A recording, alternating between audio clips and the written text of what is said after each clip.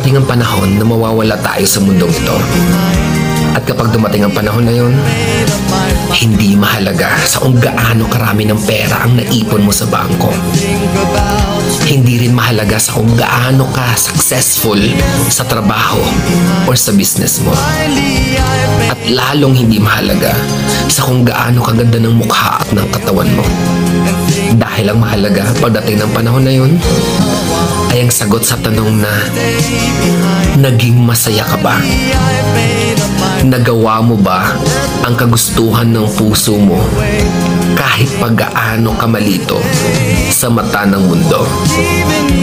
Dahil sa huli naman, ikaw naman magdadala ng mga memories na yon sa libingan mo.